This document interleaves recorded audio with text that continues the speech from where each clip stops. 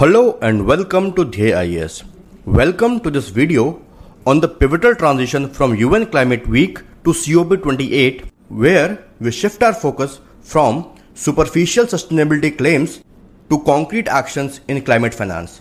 In this video, we'll look into the three greens, explore India's stance on climate finance, examine the challenges we face in this critical field, and most importantly, discuss practical suggestions for a sustainable future. So let's begin by understanding the three greens. Greenwashing, or first green, is a deceptive practice where companies make exaggerated or false claims about their environmental friendliness.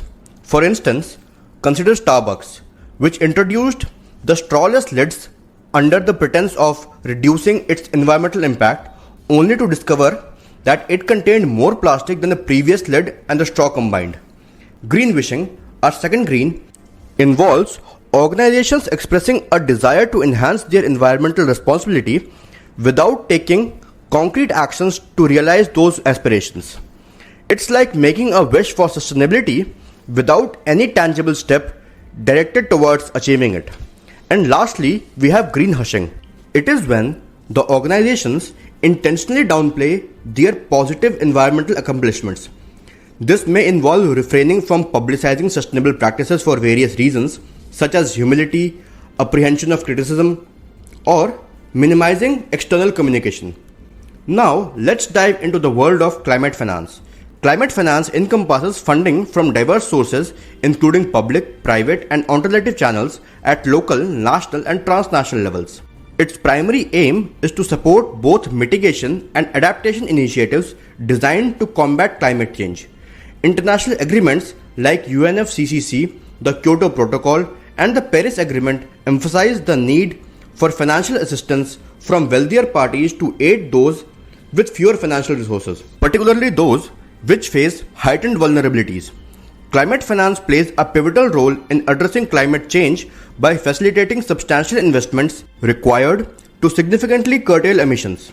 This is especially crucial in sectors responsible for substantial greenhouse gas emissions.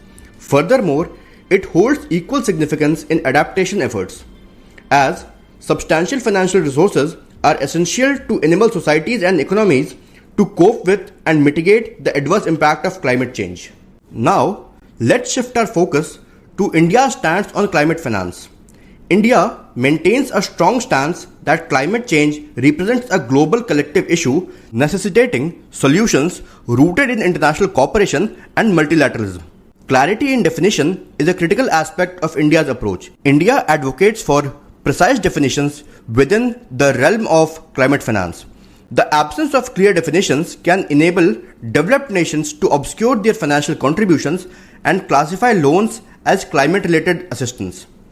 India emphasizes capacity building and technology transfer, calling upon affluent nations to take concrete actions concerning climate finance, technology dissemination, and the enhancement of the capabilities of the less affluent and developing countries in their battle against climate change. As we examine the climate finance, we must also acknowledge the challenges we face. First, unmet goals.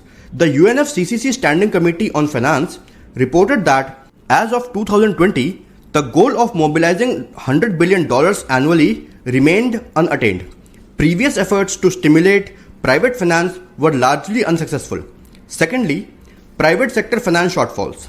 According to the OECD 2020 data, the mobilization of private climate finance has fallen short of expectations set by the developed countries. Many investors view climate-focused investments as having potentially lower social impact and reduced profitability.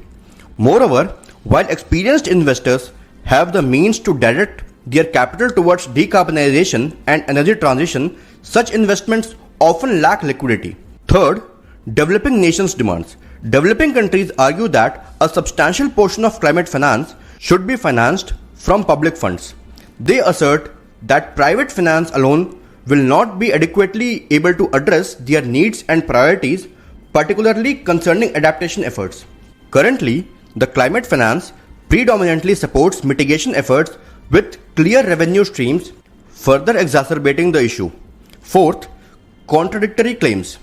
Despite emphasizing the importance of mobilizing private finance, their climate finance strategies, the developed countries and multilateral development banks have not achieved the necessary scale to unlock substantial private sector investments or meet their climate ambitions. In light of these challenges, now let's explore some practical suggestions for climate finance. First, we need private sector commitment.